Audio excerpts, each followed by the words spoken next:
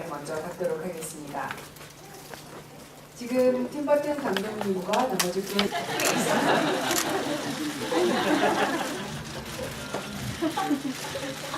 Thank you very much.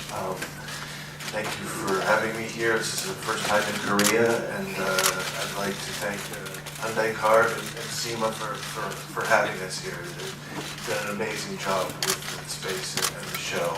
You know, it was something, the work that's shown was never really meant to be shown in a gallery space or in any space really, and through their expert hands and guidance and expertise, it made it very, very special for me. So, as they both pointed out, this is the last place that the show will be, so that makes it special, extra special for us, and we hope that you really enjoy it. Thank you.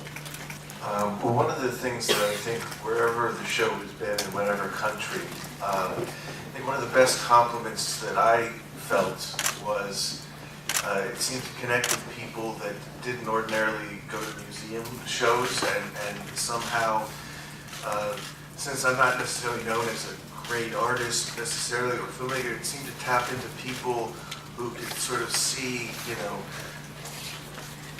trying to kind of expand their creative, you know, horizons. And by seeing this kind of stuff, like, well, you know, they're interested in drawing, or they're interested in exploring their inner feelings and things. And so for me, connecting with people that made a show like this much more accessible was something that was important. Well, I think that all forms of, whatever you call it, the digital effects, whether, you know, animation, there's, you know, things like Pixar, which do amazing digital films. There's also drawn, handmade animated films, which Disney used to do and still does, which is amazing. But also the form of stop motion animation, which I love very much, which is, you know, you'll see some of it, those figures in the exhibition. And there's something that's just very beautiful about that technique. It's very tactile, it's handmade, it's, you know, the artist, you know, basically take an inanimate object and bring it to life. So there's something that's just very beautiful about it, and so I think all forms of, you know, whether digital or figures or drawn, is still very valid, and I hope that, you know, even though computers are so popular in the way of the future, I hope that those other forms remain, because they're all beautiful.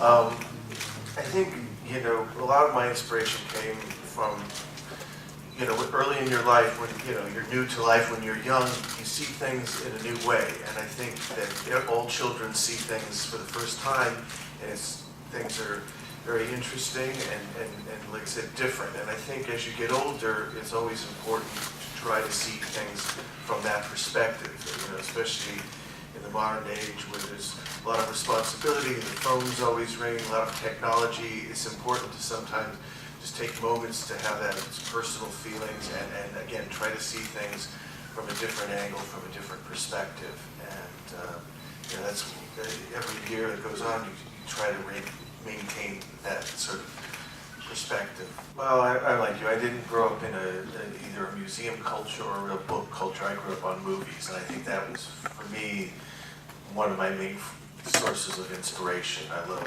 mainly like monster movies, but the films, they sort of acted to me as, they were my form of art in terms of stories and dreams and visuals and, you know, stories. That was my major form of inspiration, and I think that's why I feel lucky that I'm able to do it, because it's such a strong thing for me. Well, as these guys, you know, I have real trouble looking at it, this stuff, because it's, I don't know, it's strange. I had a much more strange reaction to this exhibition than I do even with my films. Because even when I do a film, it's very hard for me to watch them. I love doing them, but I feel very exposed when I show them to people.